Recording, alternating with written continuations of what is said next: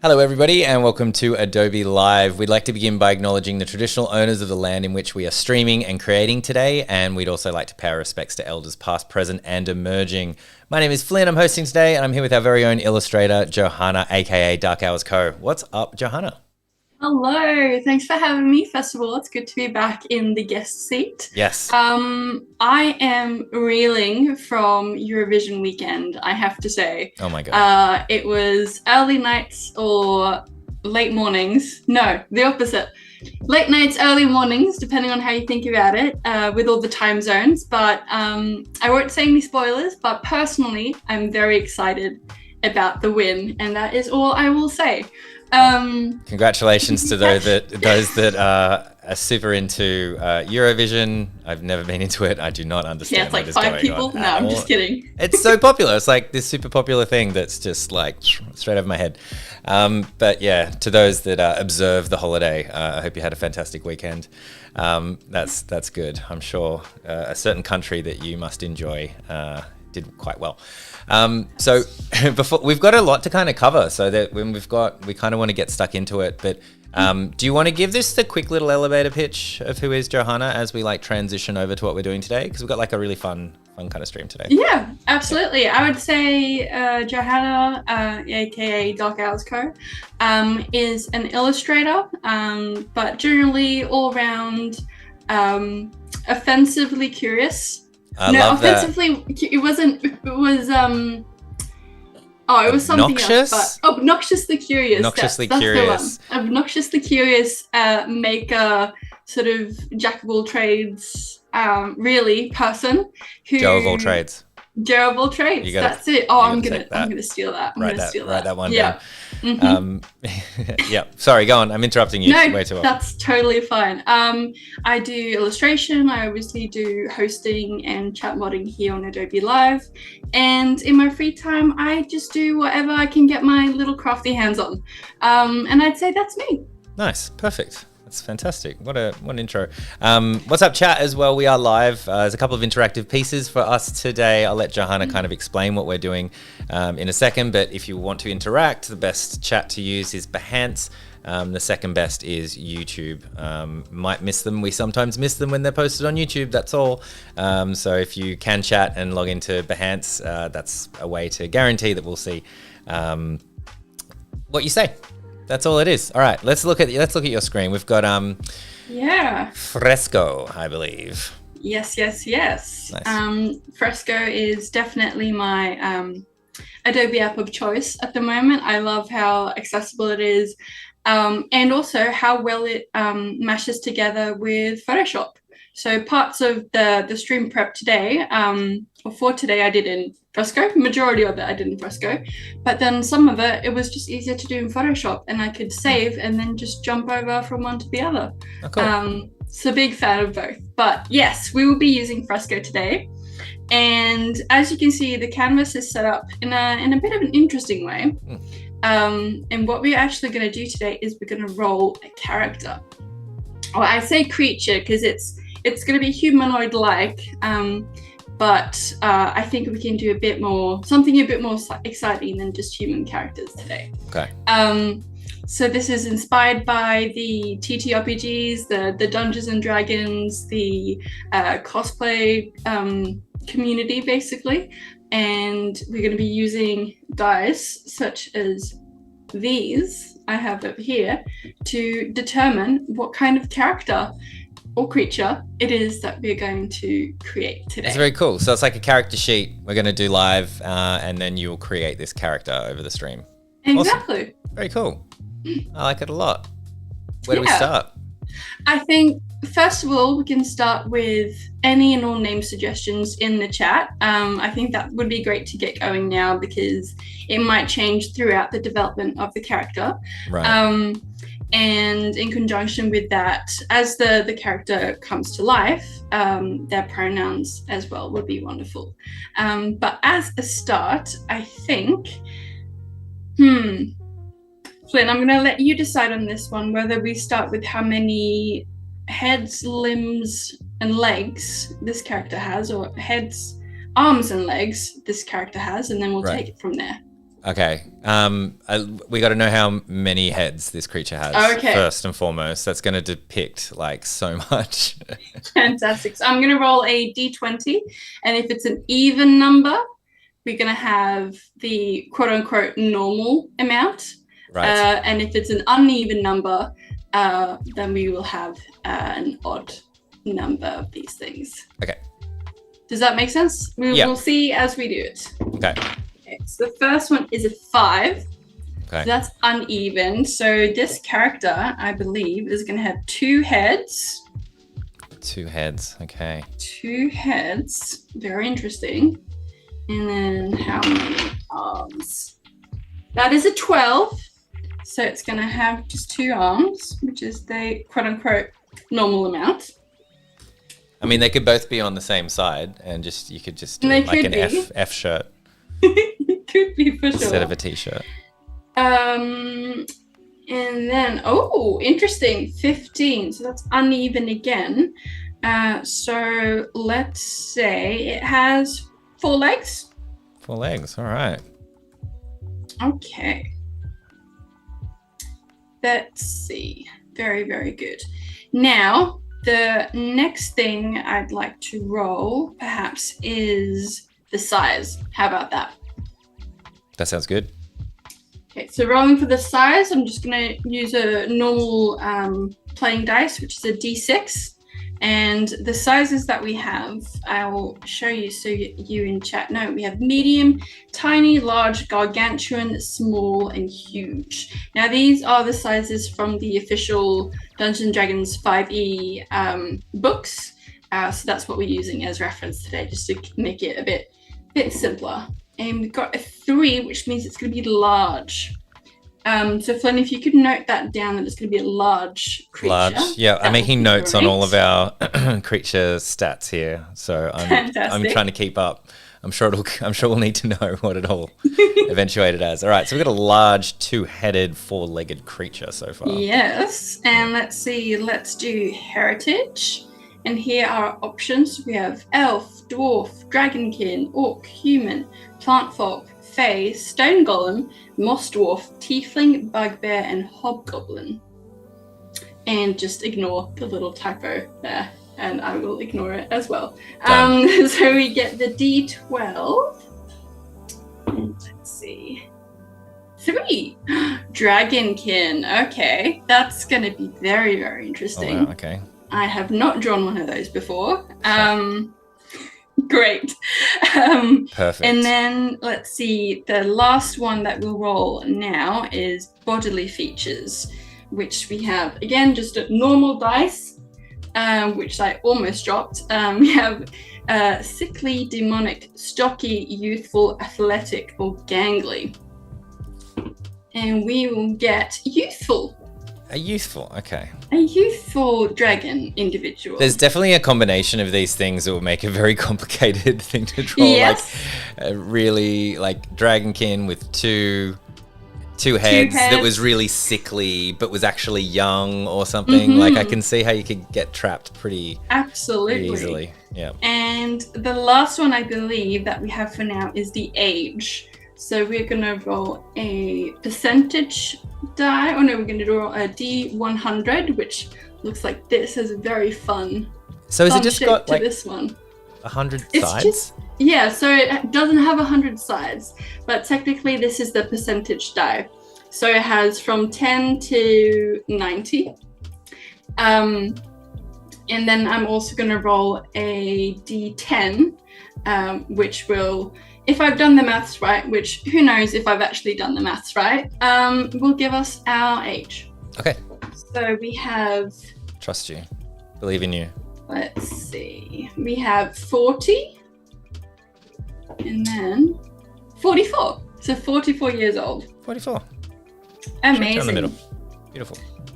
And I'm actually going to very quickly write that down on the character sheet. So let's see here. What layer? That layer. I just had to remind myself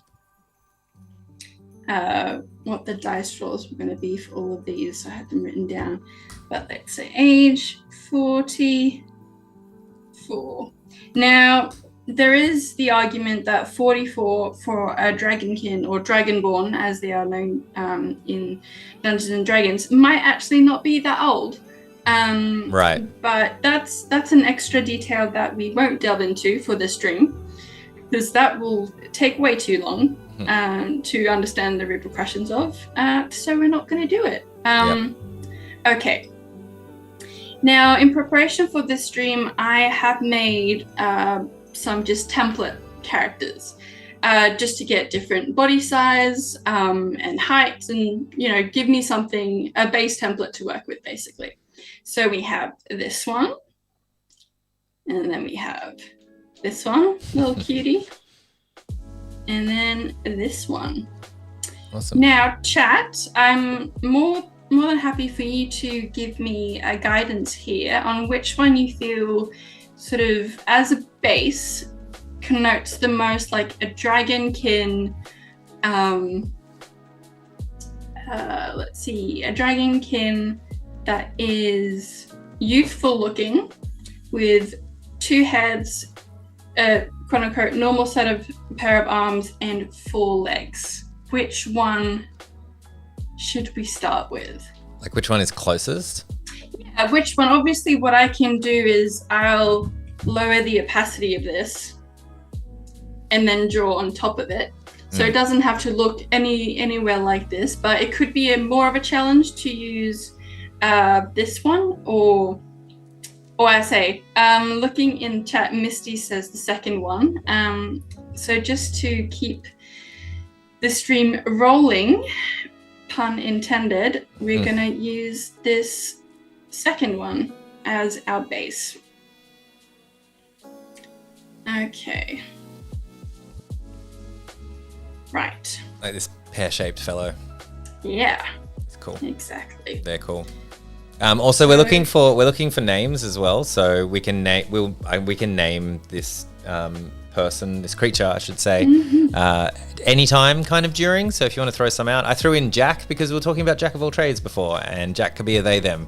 So that was my suggestion. If anyone's got anything better, that's the name to beat.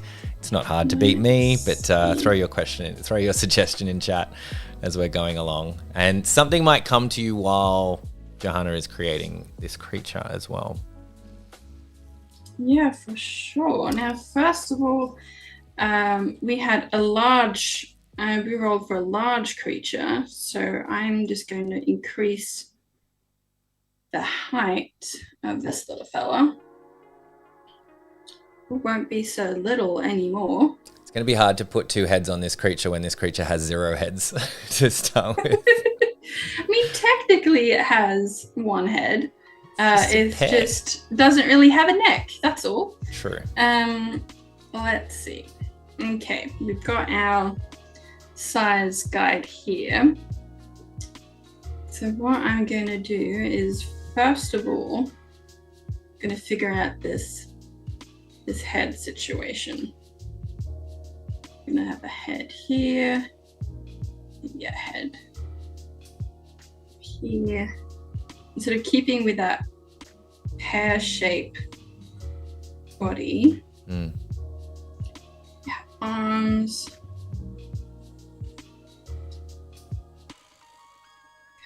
So, and basically I thought this would be a fun way for me to really get out of my comfort zone when it comes to drawing, and also give Flynn a bit of a challenge to, I guess, host and follow along as well. As best I can. Exactly. Hopefully, yeah. I will have achieved both by the end of the stream. Nice. And if anyone has any questions at any point, absolutely feel free to ask them in the chat, and I will do my best to answer them. I got one. So I don't need to throw it in chat because I can just talk straight to you. But yes, throw your questions in chat if you've got them. You were talking about using Photoshop before and Fresco. Why is it that you find Fresco like your go-to app for drawing? It is partly because I draw with the iPad, for sure. And if I would be drawing with my Intuos or any other tablet that doesn't have a screen, I would most likely use Photoshop for that. So it's really about the accessibility of being able to draw from anywhere, which is best case scenario, it's from a cafe, and worst case scenario, some would say it's from the couch. But really that I feel like I have everything that I need at my disposal in terms of making these funky little drawings. And that if I need to do something that's a little bit more intensive, or if I need to do something like,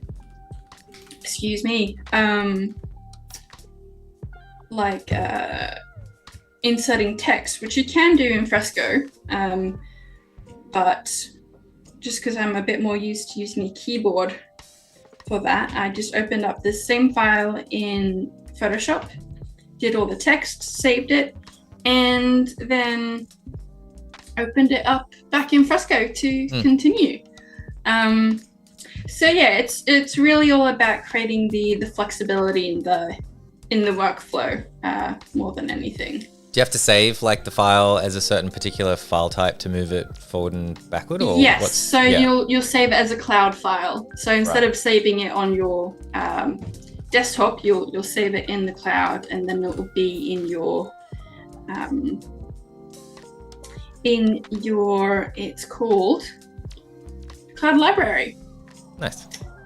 Now, let's see. I've definitely leaned heavily into the dragon part of this character's... Well, it's got 4 legs and 2 heads, so it's going to be hard.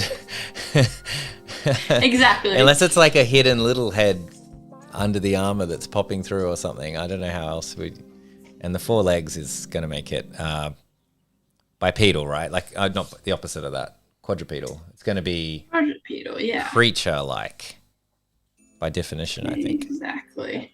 So in D&D, when you're creating a character, do you have those options of multiple heads and multiple appendages? Well, actually, I'm not sure. I think definitely in the monster manual, there are creatures with multiple heads, and some even with just a head and 0 arms and 0 legs, which might be a beholder, for example. But I don't know off the top of my head if there is actually indeed a creature, a playable creature or character, I should say, that is as fantastical as this one. In the traditional, go by the rules rule book. Right, because there's homebrew, right? And homebrew kind of means that you can just do whatever you want. Which leads me to a question from chat from Misty. Don't dragons usually have 4 legs? This is like one of those passion things, right? Like some people are like really passionate about like that is a wyvern, that's a dragon, that's a... I don't know the answer. Johanna, I'm gonna throw you under the bus. The dragons have always 4 legs? They don't. There's the wyvern, there's the worm, and there's also, speaking from a cultural perspective, you'd have dragons represented in Asian culture, for example, that will have just one set of legs, I think, where it's... Because some cultures, I believe, and in some like visual representations, they're more like a snake, and in some cases they are more like a multipedal creature. So it depends, much like with how to create art, it depends who you ask. Because definitely in the sort of the Western understanding of what a dragon looks like, it's probably something similar to the Shrek movie, right? With the dragon in the Shrek movie, which I believe had 2 legs and 2 arms, and then wings as well, which we won't forget, I promise. But in terms of, for example, in the movie Spirited Away, That was a four-legged creature, which you could argue was a dragon, or even the dragon-like character in Neverending Story, who I've completely forgotten the name of. Falcor, yes. But he only had, I don't know how many legs he had. I think he had 4 legs. No. Or did he only have 2 legs at the front and then some sort of tail situation? I also like to imagine that he had more than 4, like 3 on each side. Yeah. Gareth in chat, AI dragons have 5 legs. Yes. That's perfect. It's funny you should say that, because I was just tinkering with Firefly trying to get a 2-headed dragon king just to see. Johanna, you can't see this, but I've got, this is as close as I've got. I don't know if anyone else is in there, but I can't seem to get the dragonkin thing to work, or the 2 heads. I don't know. You might want to try Dragonborn. Dragonborn instead, yeah. Dragonborn. Yeah. It's all about the prompt skill, isn't it? It's like, it doesn't do it very well, but actually you probably just need to work on your prompt game. Yeah, Flynn, up your prompt game. I'm trying. Let's see. So I'm kind of now just deciding how things should connect in terms of, is there going to be like a line that connotes? So basically what I'm deciding is here where the arm comes out, whether there should be a line that closes that section, like so, or if it should be something like this. So I'm gonna park that for now and just make sure that even though this is a mystical magical creature, that the arms do line up a little bit better. Let's see. Now, bearing in mind, this creature will also have a profession. So they will have a trade. Right. And so professions like a chef or like a sales executive? Well, let's actually, I'm glad you asked. Let's take, hide this layer for a second and go to the professions. Let's see, trades. So these are the options that we have in terms of what job this dragonkin might have, or dragonborn might have.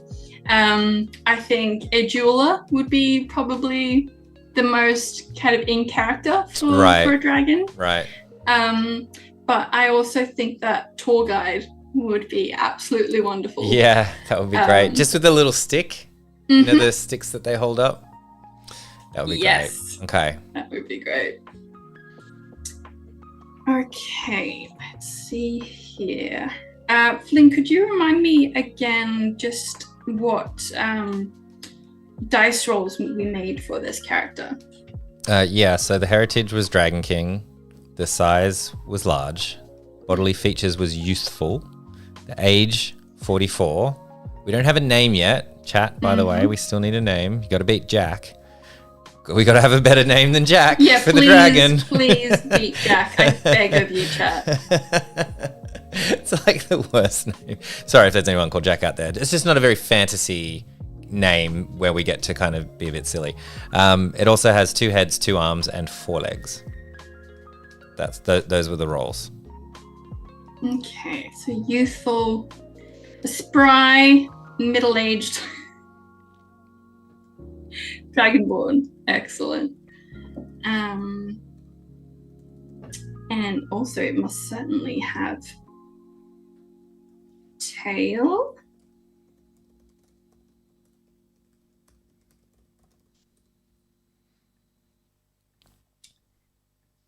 So tail. And then the wings. How are we going to do the wings, everyone? Very good question. Now, I'm going to endeavor to figure out as much about the size and shape, or to finish, I guess, this base sketch as much as I can, but being mindful that we do have a stream tomorrow, and anything that I don't finish in terms of having a polished sketch today, I can certainly finish in time for the stream tomorrow. Nice. Okay, that's an angry dragon. And I'm also now trying not to, I've seen it, so I can't unsee it. But this is just a fantasy version of Charizard, and you cannot tell me otherwise. Oh my goodness, the stance. Yeah, it's the stance. It is the stance, I have realized. And I can't take it back because I don't know what other kind of stance I would honestly pick. So there we go. That's happened. Nintendo, please don't come for me. It was entirely by accident.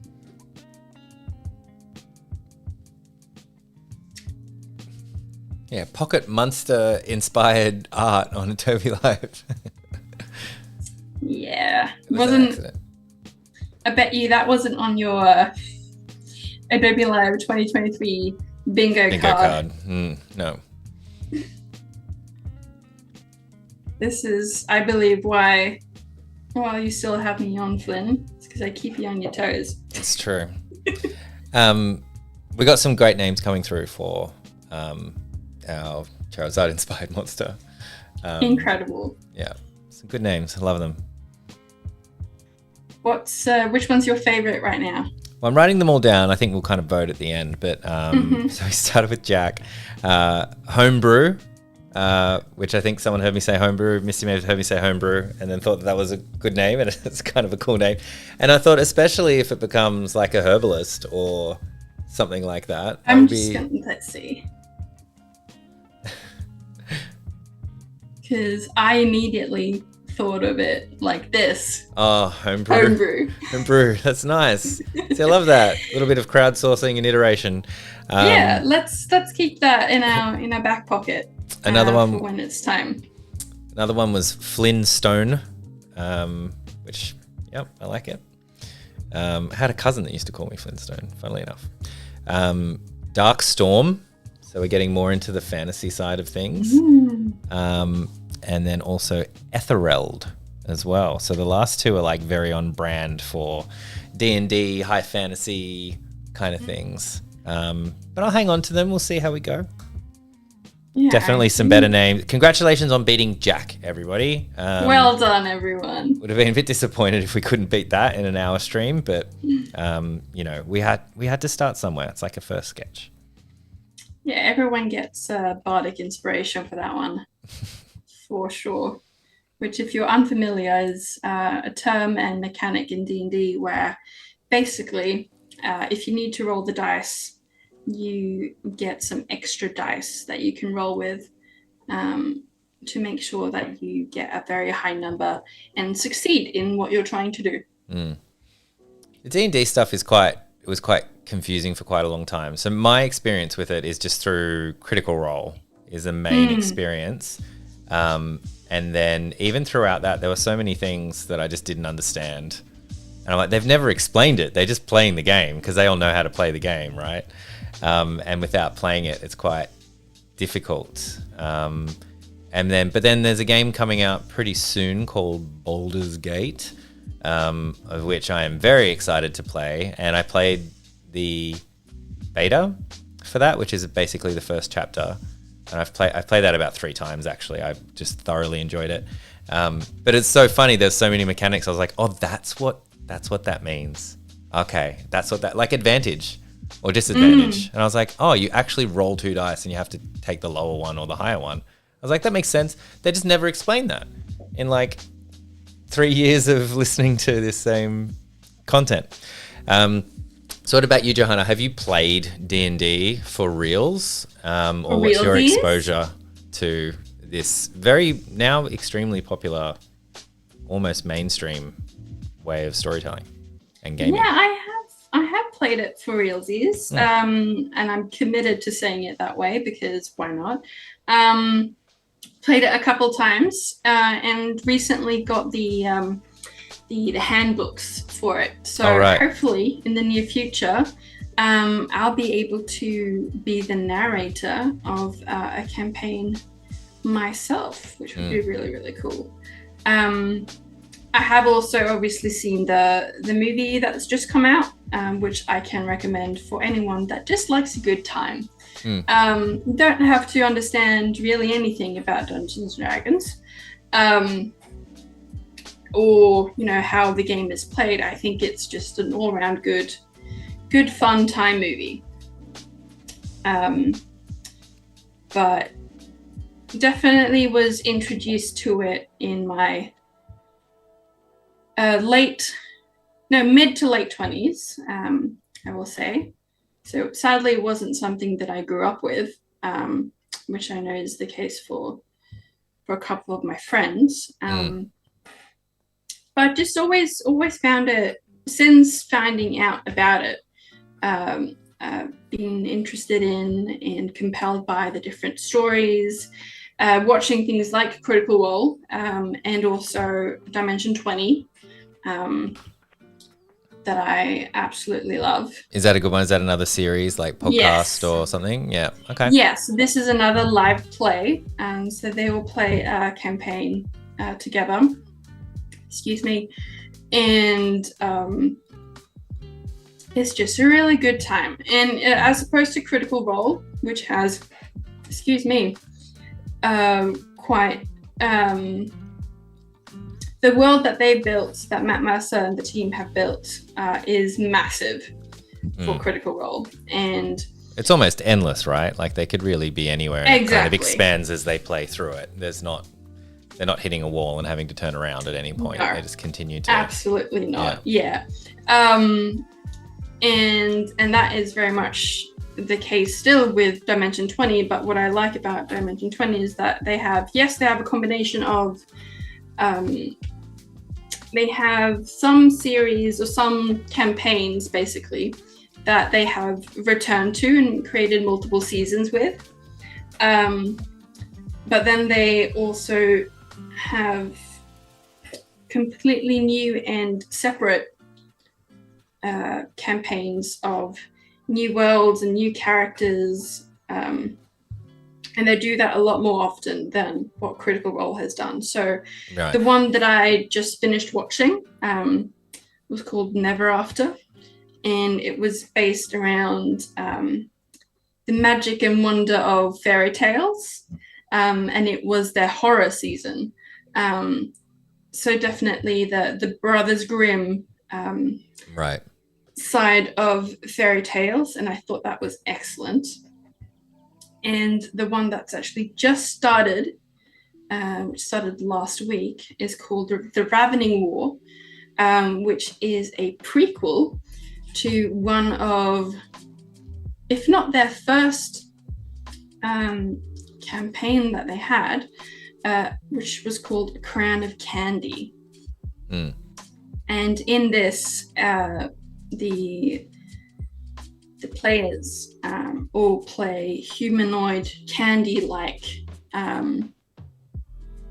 characters, and it is absolutely wonderful. So long story short, Dimension 20, fantastic, has a wider variety of settings and stories. And is perhaps, in some cases, a little goofier and sillier than Critical Role. Sometimes Critical Role can make a good joke for sure, but for something perhaps a little bit more actually no, Dimension 20 can really make you upsetty spaghetti as well. So I'm going to retry that. In long story short, Dimension 20 short form content, Critical Role long form content. Yeah, but by long form, it's like it took me like 3 years to finish a campaign. Yeah, and I definitely could have done it faster, but it's just there's not always times to kind of listen to long form content. Like I really fell off during the pandemic because I just wasn't traveling anymore. So when do I listen to a podcast for 4 hours, right? But when I was traveling 2 hours a day, that was easy. Like it was, you know, you could do 2 hours, like they do 4 hours every week. You do, you know, 2 hours over 2 days, maybe 3 days, and you're all caught up. But I just fell behind. It seemed like such a almost impossible mountain to finally listen to the end of it. But I finally did not that long ago, but I haven't braved starting a new season though, because I'm like, I'm going to be retiring by the time I finish all this content. It's crazy. They do an immense and massive job in creating these streams, I will tell you. Yeah. But maybe Dimension 20 is something for you to consider, because the episodes are shorter and the seasons themselves, so the duration of the single story, I'm going to check it out for sure, is also shorter. Yeah. And admittedly, I am very biased. I like them both a lot. So if you don't like it, that's totally fine. It's just a matter of time, really, when you can kind of watch something. Absolutely. When you watch something over something else, I think. Speaking of time, I don't think we have too much left today. No, not a lot left. Maybe 10 more minutes or something will take us to 45. So. 10 more minutes? Aha. Well, that's very good that I double checked, because my time on my iPad is not the same time as what is on my computer. So I thought we had 3 minutes left. Oh, wow. Which is a bit different. But as you can see, I am just going over the line work, or the sketch basically, that I've already done, and refining it into clean lines. And chances are this is something that I will refine again. I might even redraw aspects of this still after I've removed the sketch layer underneath, because that's definitely something that I run into, where you create a sketch and you love it, and then you draw the line work on top, and then you remove the sketch, and suddenly it's just lost all life. Right. And it's just flat and boring and not good. And that's normal. That happens. So in those cases, I will look and see, okay, do I have are the proportions correct? Are things lining up as they should? And sometimes, if need be, I will just use that as an opportunity to draw things again and see if I can get it a little bit more like how I want it. Let's see. Yep. Now, the interesting challenge is definitely going to be in tomorrow's stream of not only, I suppose, dressing this character, but also just figuring out where everything goes. And for example, with pants, here's a very important question that we'll have to solve tomorrow, chat. Will the pants be just on one pair of legs? Will the pants sort of go across the belly? Yeah. Or will there be pants that go across the legs? Like, I'm sure, Flynn, that you've seen the... it's like a meme, right? Yeah, the meme picture on the internet of exactly how a horse or a dog would wear pants. And that is the conundrum that we will have to solve tomorrow, if indeed this character will have pants. I might do us all a favor and opt for no pants, but we shall see.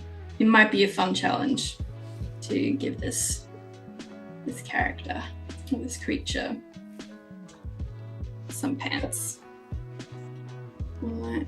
I think I'm going to make this a new feature of hosting where I just like use Adobe Firefly to like search for whatever we're kind of bringing up just to see what it comes back with.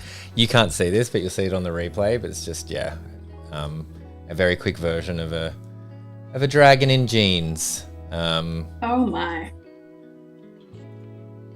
Excellent! I can't wait. Amazing. Yeah. Now we have, 15 minutes left now? Yeah. A little bit less, Excellent. but yeah, About that. I just want to make sure that we decide on the name, perhaps, for the stream this time. Well, we have a bunch of names. If you wanted to go through the names now, I think we've got a lot. Yeah, we can do a name break. Now, do we want to... How many names do we have? 1, 2, 3, 4, 5, 6, 7, 8. 8. So if we want, we could use a die for this. So chat, I'm going to Okay, well, in that case, we have 7 because we're going to eliminate Jack as a possibility. Actually, you know what? Natural 1, you get Jack. Yep, natural 1, we get Jack. So chat, you let me know if you want me to pick. Well, actually, how about I roll a d20, and if it's over 15, I'm going to say that's our DC. If it's over 15, if it's over 15, we will roll the dice and just see what happens. No, if it's under 15, we'll roll the dice and see what happens. But if it's over 15, we will not roll the dice and go by the most popular name. Okay, so let's see here. Really hoping that we don't have to include Jack as a name, but we shall see. Oh, that is a 16.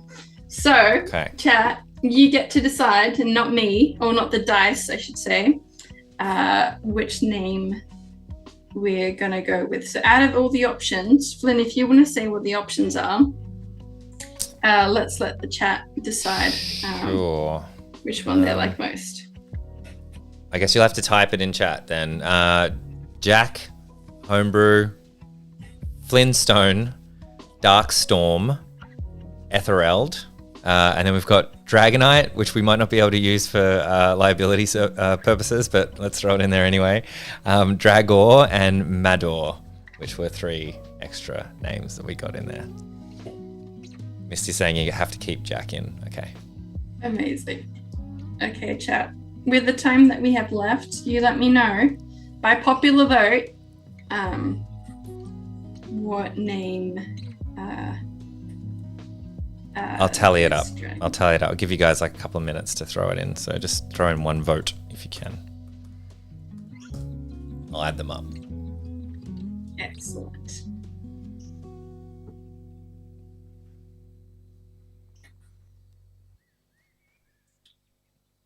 Let's see. And also, chat, I'm curious what you think of this. Would you call this a format of drawing, or I guess this way of creating a creature? If this is something that you've enjoyed watching, because if you have, we can definitely do, or I can definitely do, plenty more streams involving the dice, and we could potentially continue exploring and expanding. If we expand on this, we need to get a dice cam. Yes. I did try to find an online one in time, but not knowing how the screen sharing would exactly work. We could do it with your phone, and I could do it through a way I could do it separately to Zoom. Excellent. Okay, just have it connected the whole time, basically. That's all. You just need to have a camera connected to feed, and then I could bring it in. That sounds like that's doable. Oh yeah. That's doable. So chat, if you like this. Yes, you can vote for your own, by the way. Sure. Absolutely, yeah. This is not Eurovision. You can vote for your own choice. Is that a thing in Eurovision? You can't vote for your own. You can't vote for your own country, which really? I think is quite good. Yeah. Because then presumably everyone would just vote for their own country. And then I guess the biggest country would win each time. Exactly. Something really interesting, though, that they introduced this year is that they had the jury votes, so the juries from each country. And then they also had the people's vote that was open to the whole world. So people from any country, anywhere, could vote on who was going to win, which is something that they've never done before. But I think with increasing global interest in Eurovision, they've opened up voting to everyone. It seems to be very kitschy. Is there a reason for that? It can be a bit kitschy, can be a bit camp. I don't know if necessarily there is a reason other than when it first started and the nature of it being like something fun. And I think there's a line between what's fun and camp depending on who you ask. And I dare say there's nothing wrong with a little bit of campy fun. No. But I understand that it's not for everyone. And definitely some countries lean into the camp. And others do not. But if you ask me, to some degree, the more camp, the better. Yeah. It just seems to be the way that like they go. Like it seems to be, like I had like the news on and they switched to it. It's just like super bright colors and wigs and confetti and neon and like it's really over the top, right? Like it's absolutely super over the top. And then they showed like 3 others that came first, second, or third, or I don't know what they were showing, but and they were all like, it wasn't like one was a metal band. Do you know what I mean? It wasn't like, then there was like, I don't know, a folk singer up there. Like it was all electric guitars and dancing and choreography and smoke and mirrors and lights and I don't know. It's very over the top. That's all. I just noticed. I didn't say it's anything wrong with it. No. It's probably very entertaining. Just wanted to know if there was like a reason like that it comes from that. By the way, super off topic. We're talking about D&D. Sorry.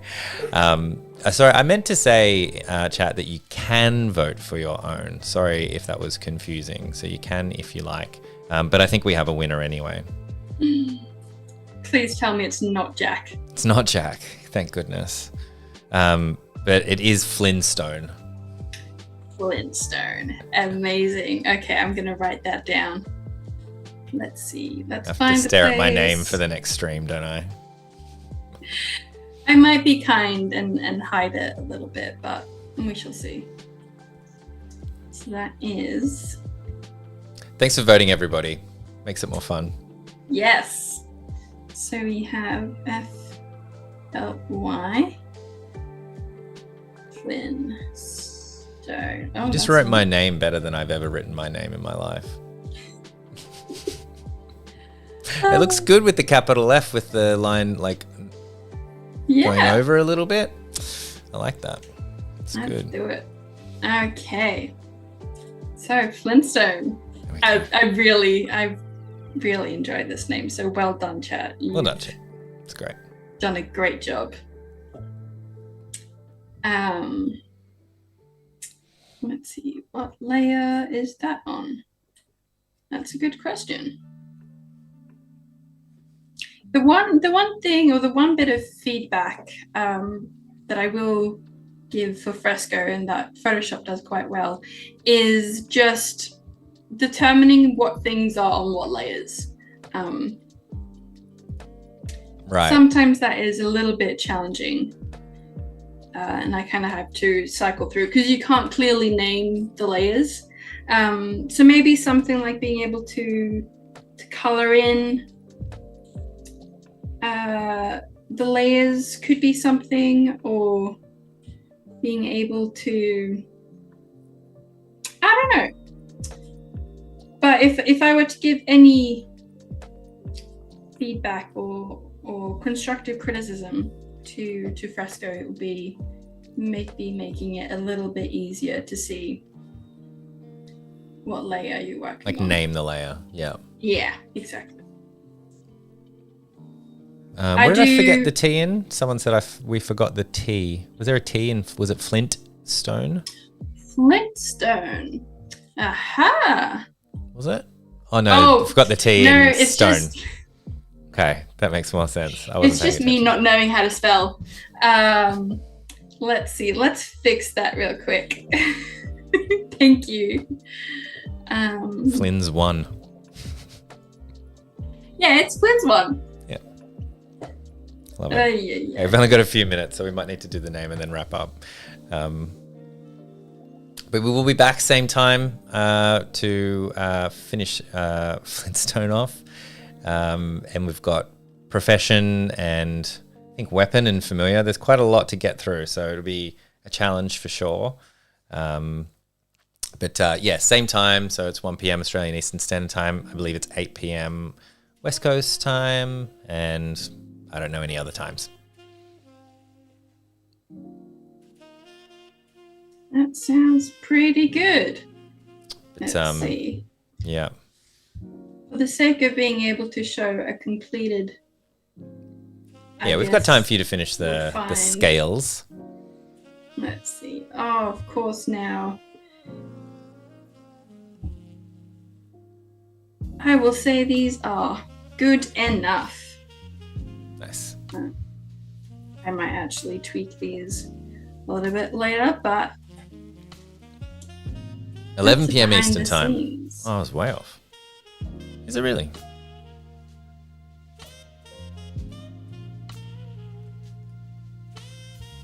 All right. So something like that is what we have Nice. so far. It's a great start. I really like it. So we've got our name, age, and some of the others. I'll send these to you as well, so you can pop them in, so we can sort of see them. We've got familiar, their trade, weapon, and treasure, which is really cool. So if we get your help again tomorrow, chat, that would be great. You guys were awesome today. Thank you so much for tuning in and hanging out. And Johanna, thank you as well for everything from today. Great idea and lots of fun. Thank you. Yeah, I had a great time, and I can't wait to see what more shenanigans we get up to tomorrow. Looking forward to it. All right. Thanks, everybody. Good afternoon, good evening, and good night, because everyone's talking about different times. So whatever you're doing, I hope it's fun and safe, and we will see you tomorrow. Bye. See you tomorrow.